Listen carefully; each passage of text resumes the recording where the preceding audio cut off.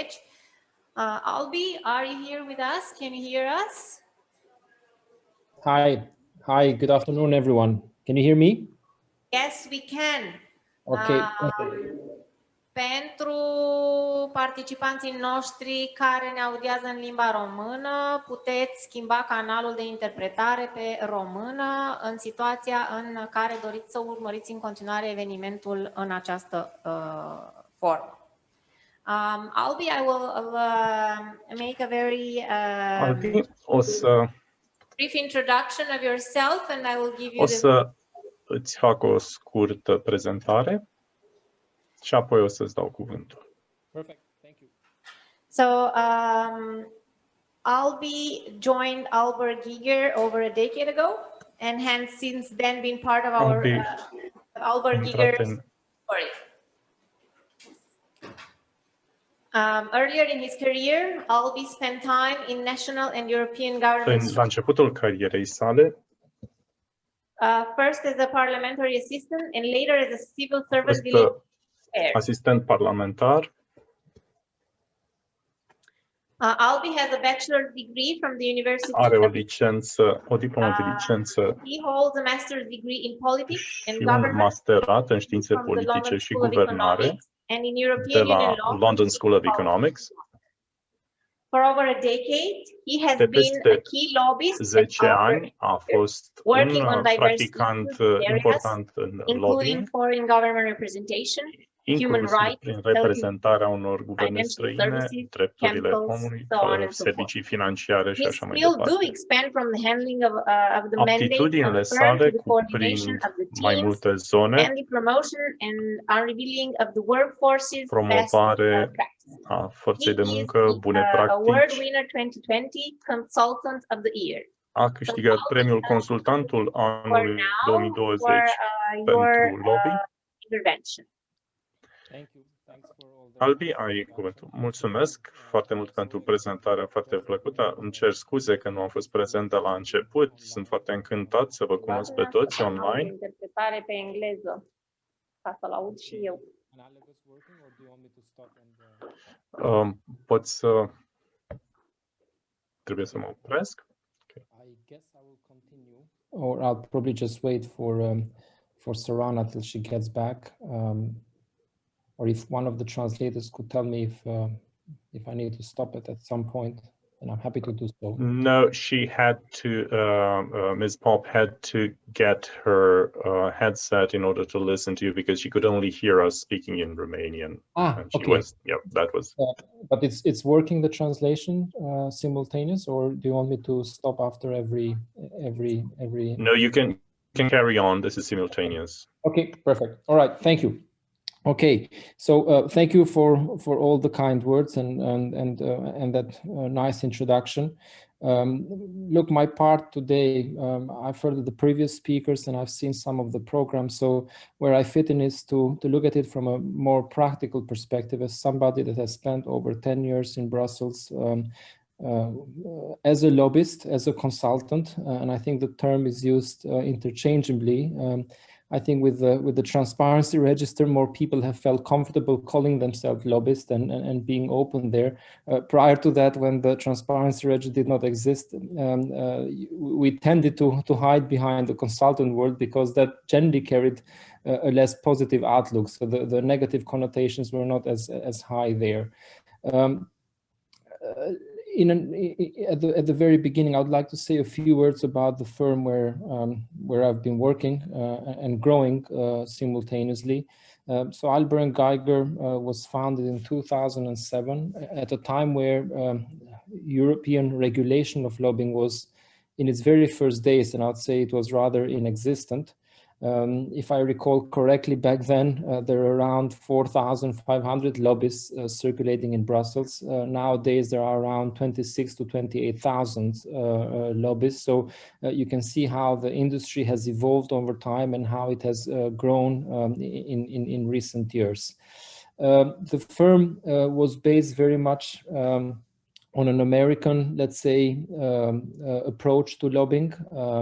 We actually were a shop of Cassidy and Associates, and I think for many of you the name of Jerry Cassidy is recognizable as a leading and a prominent American lobbyist. And he created that lobby shop in Brussels, which then became Alber and Geiger. And since then, we have evolved to offer services in 3 key areas. The first one is, of course, government affairs. The second one is media affairs, and the third one is litigation. So while the 2 are about a political process, the third one is to support the companies, individuals, or various entities such as associations or countries in their legal affairs when their political aims are not being met fully during that political process. The firm has represented, I think Sorana mentioned at the beginning, a diverse range of clients. We've worked with governments in improving their bilateral relations vis-a-vis the European institutions. We've worked with associations, we've worked with individual companies, and from time to time what you get is also individuals, right? So people that are trying to, especially in the neighboring countries, trying to avoid persecution, or they've won a case in the European Court of Human Rights and they want that implemented. So there's been a wide diversity and a wide range of companies and individuals, as well as associations, that we have been assisting over the years.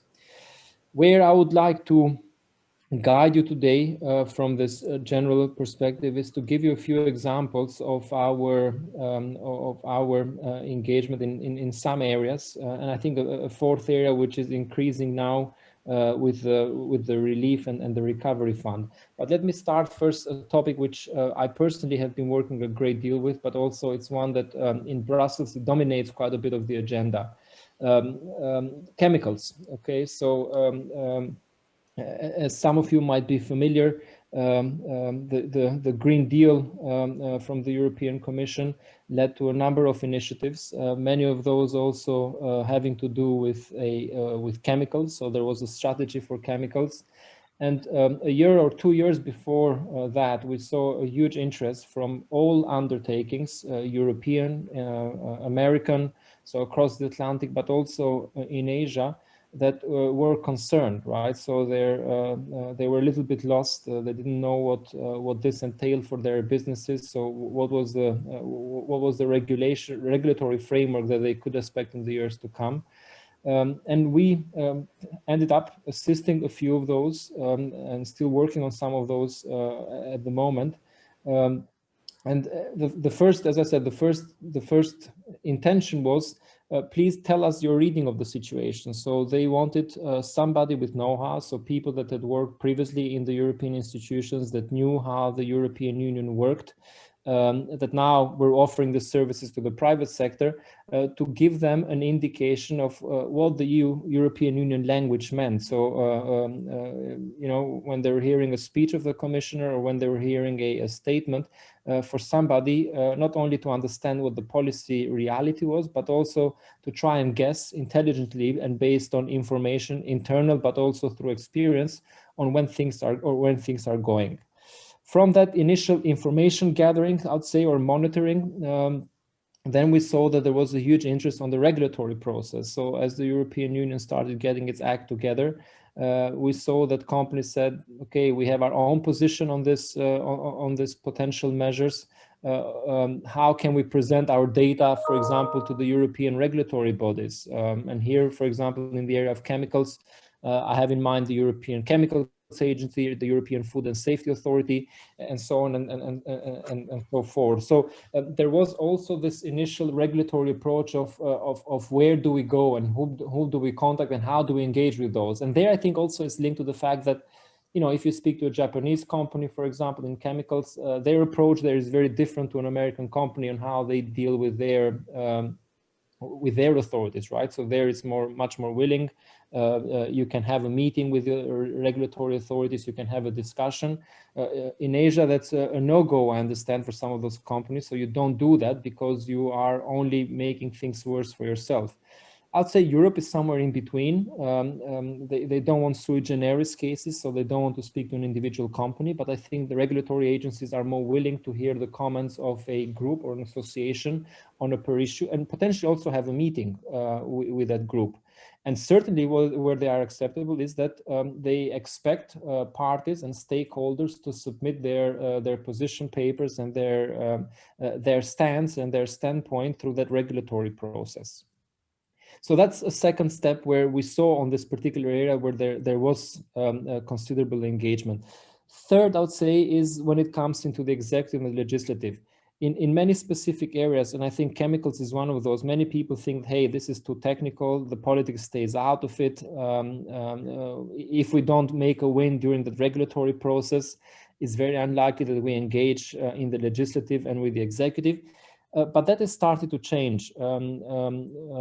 First, because within the European Commission, sometimes there is friction with how the regulatory bodies are going about a certain policy. Then there is also another area of friction between the various directorate generals within the executive. So you might have, for example, DG Environment having a very pro-green, let's say, agenda and trying to move forward with that at full speed. But then you have the internal market. Maybe you have DG Competition, you have DG Grow, which says, actually, hold on a second. It's all fine what you're trying to achieve here, but you have to bear in mind economic, social aspects to all those discussions. And you try and create a small coalition of supporters within that executive branch to try and carry out your message during that regulatory process. The Parliament, and I know that you have a honorable member here today as well, but I think also increasingly has been very much engaged in this process.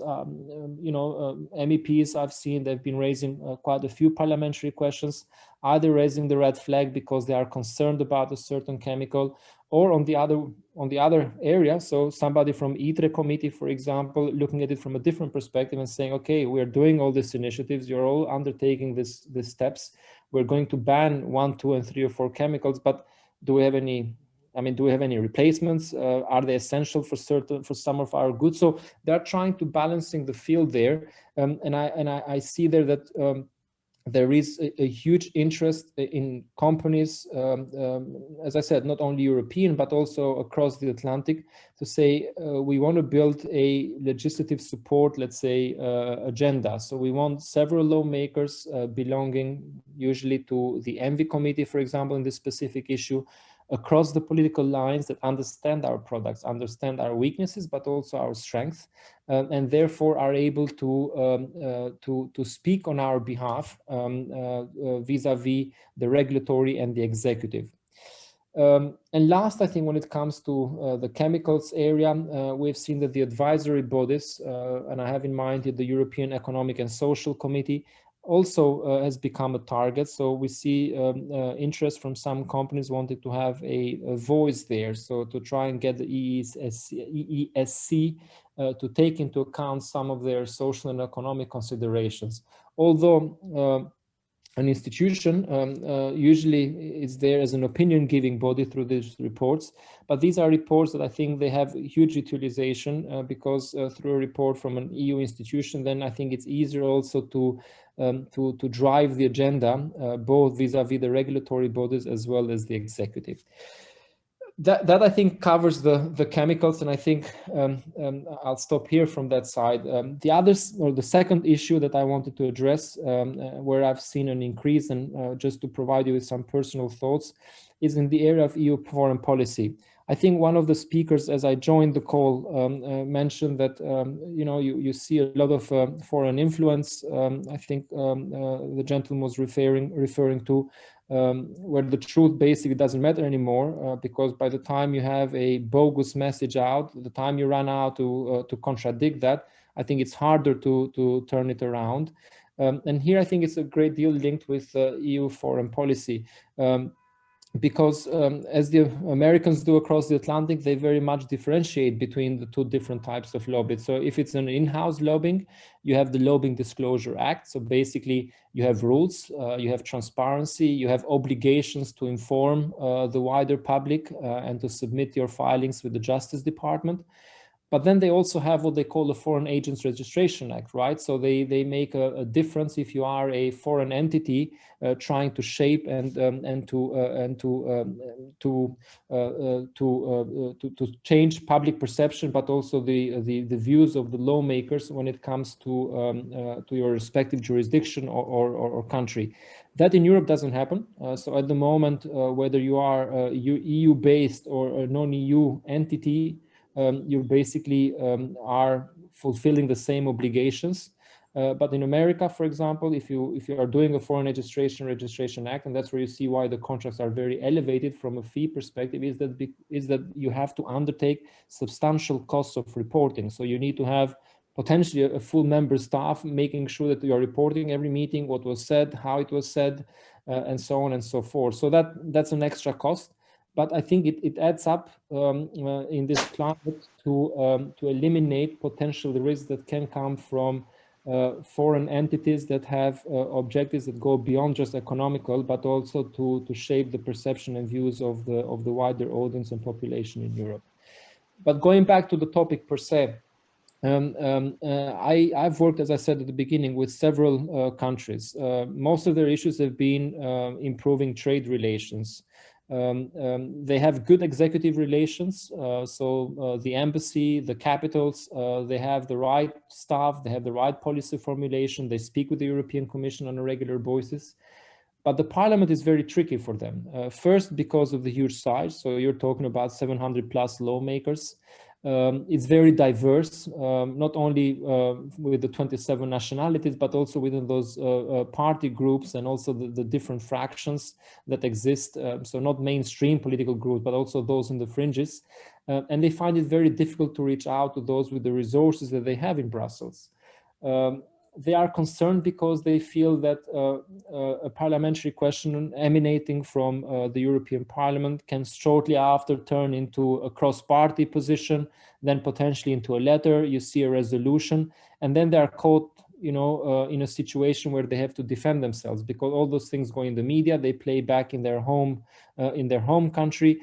And potentially some of those countries have told me that the Commission at some point, even though they might not agree entirely with what's happening, they have to undertake certain steps because the issue has gone out of control. So basically you have a majority in parliament, or you have a group in parliament that supports a particular action, whereby the Commission at some point has to respond through a particular measure.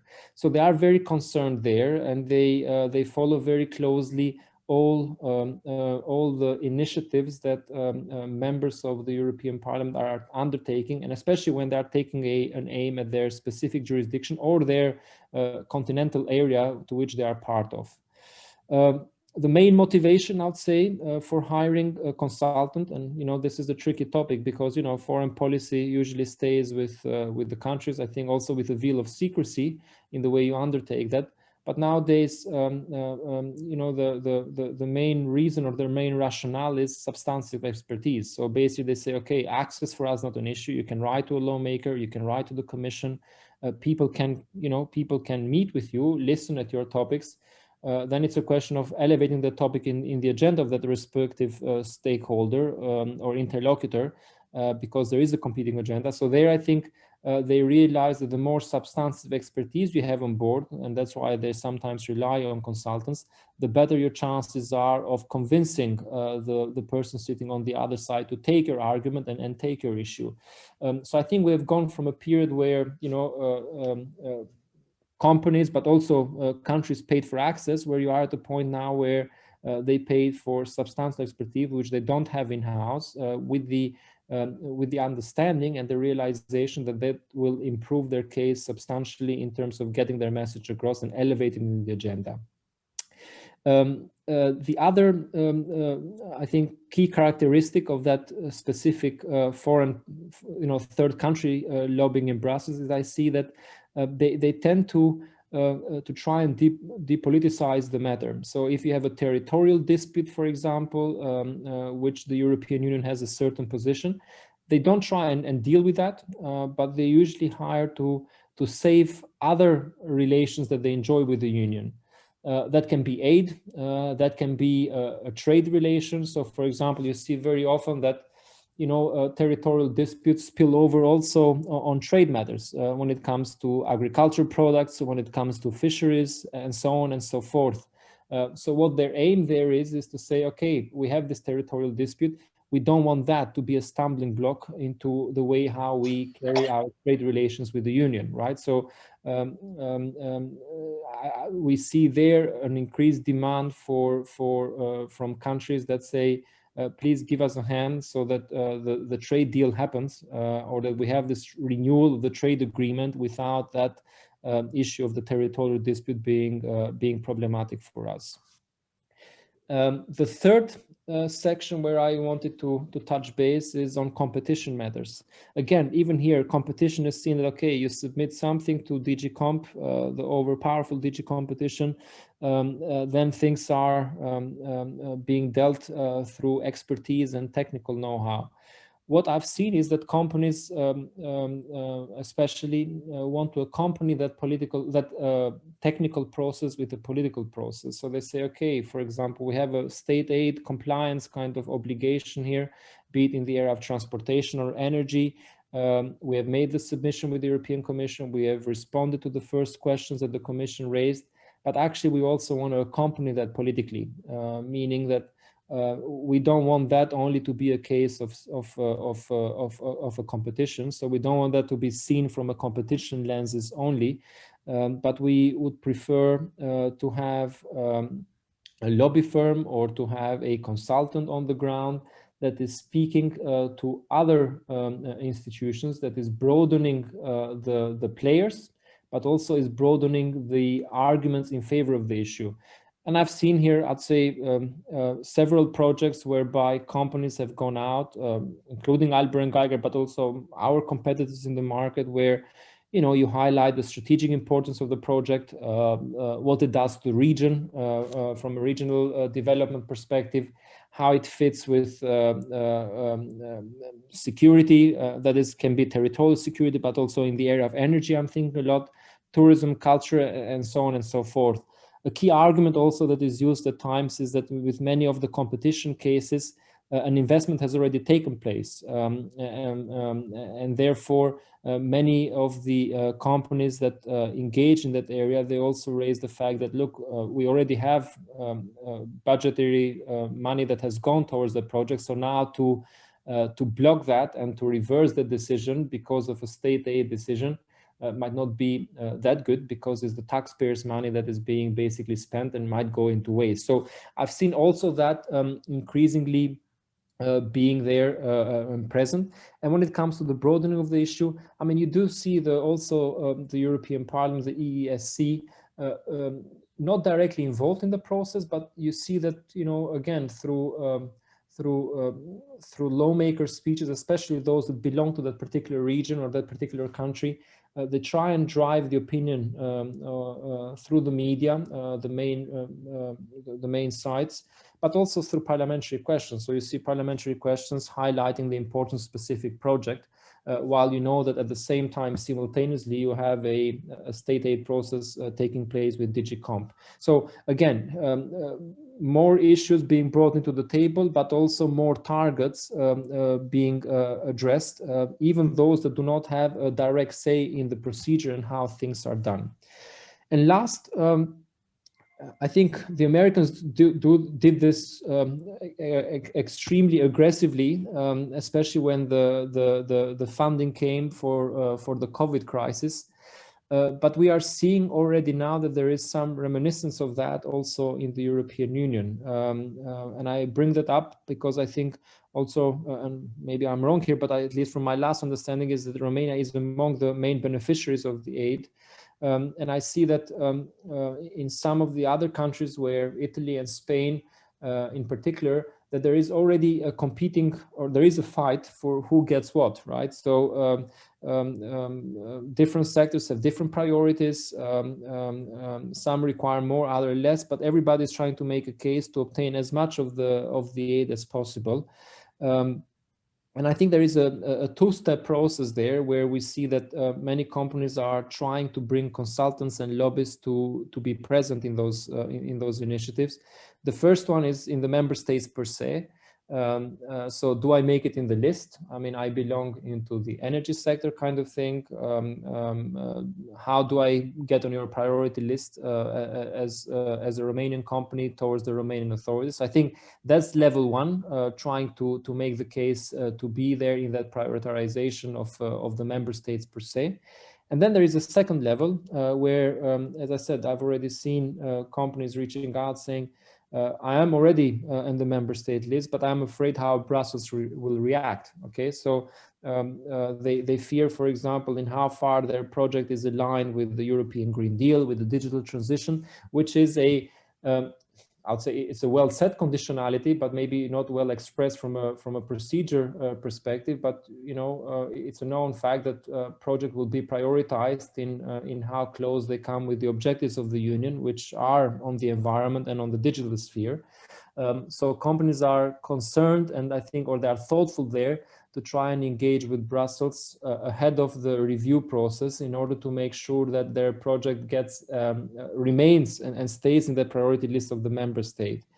And even there, we've seen that even companies that do not have a strong arguments on the Green Deal or on the digital transition, they are moving into highlighting other important components, and I would say union objectives, such as how their project fits with previous cohesion funds, or how it fits with common agricultural policy or research and innovation. And even in some cases, I've seen gender equality being raised as an issue whereby they felt that it might be necessary to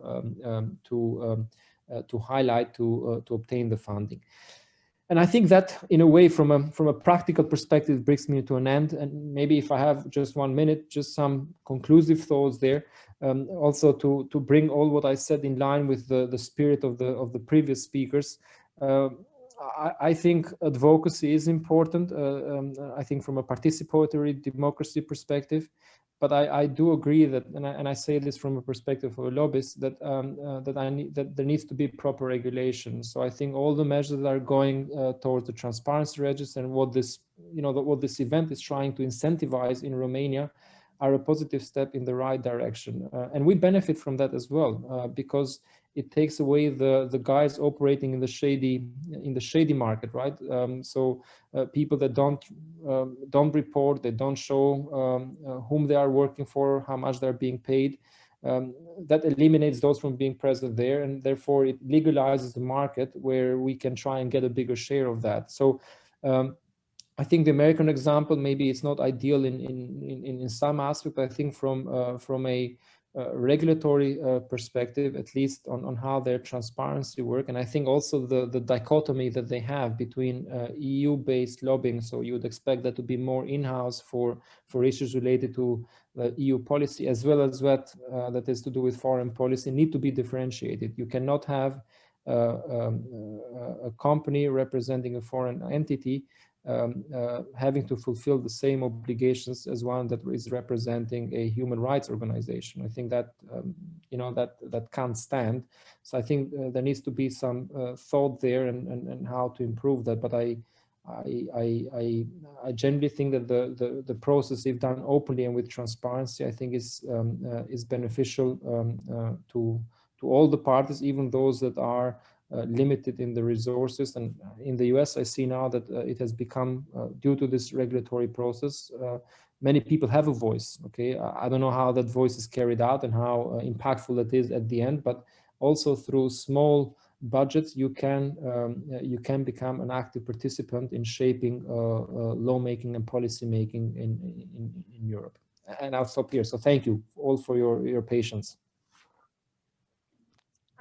Thank you so much, Albi, for your intervention. I would first like to ask if Mr. Marinescu is with us to check. If not, I will take the time and ask the question that I have for the two previous speakers.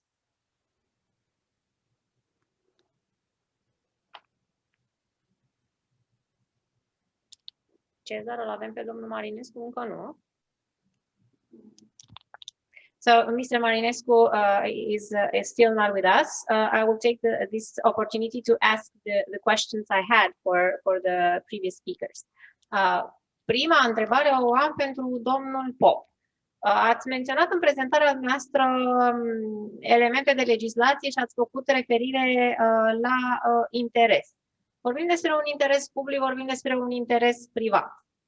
Când și în ce condiții se face diferența între o activitate infracțională și o activitate legală din această perspectivă? Vă mulțumesc pentru întrebare.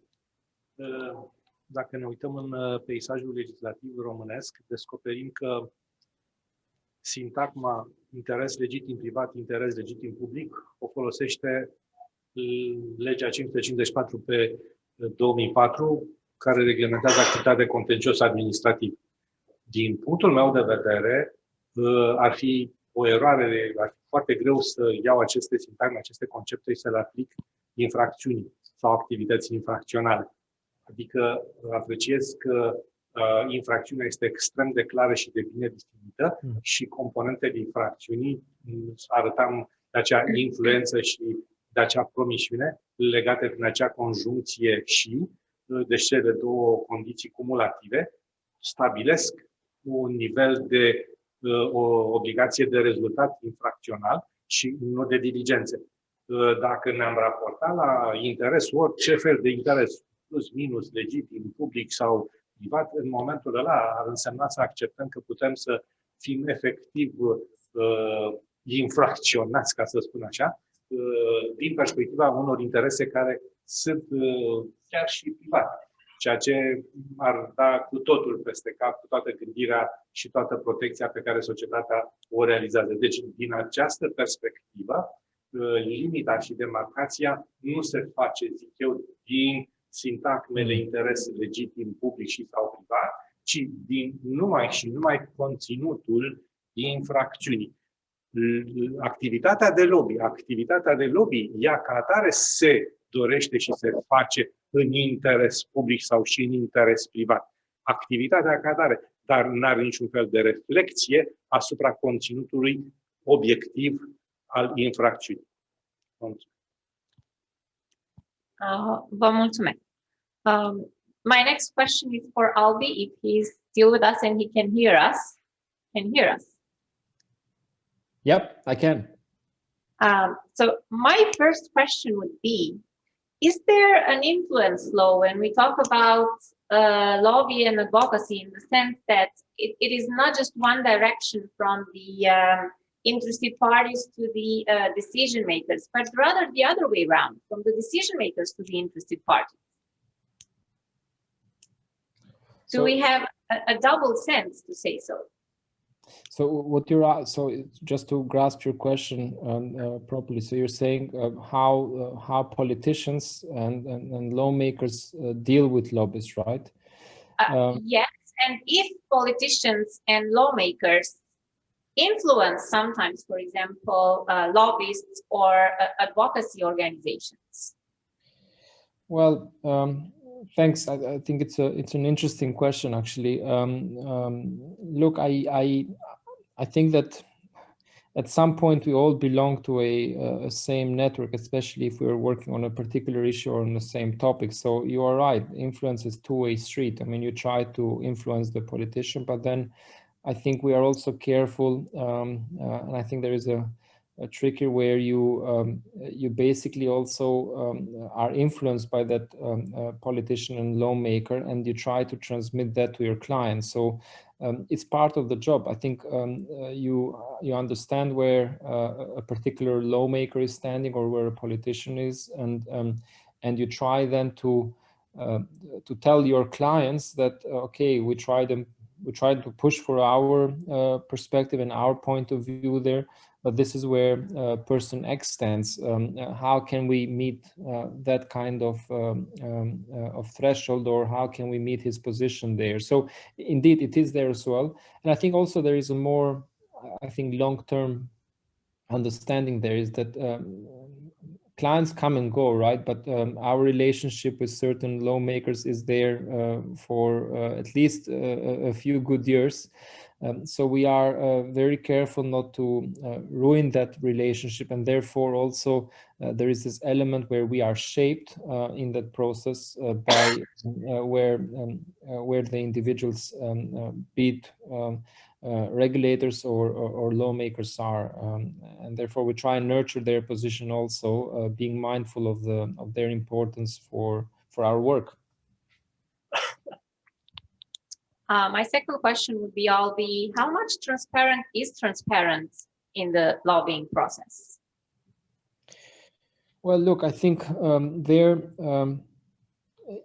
if everybody is playing, let's take the current transparency register. If everybody is doing the reporting on time, if everybody is showing the name of the companies working, they are representing individuals, companies, associations.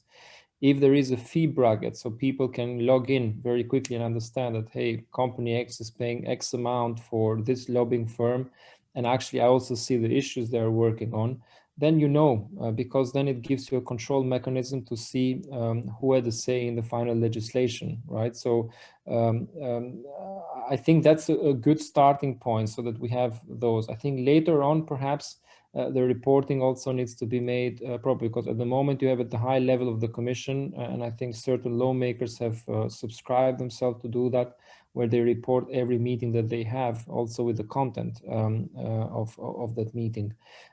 Perhaps at some point also the lobbyists will have to report those, right? So you would maybe be asked by the transparency register to declare whom you met and how you met. So you also compare the two things.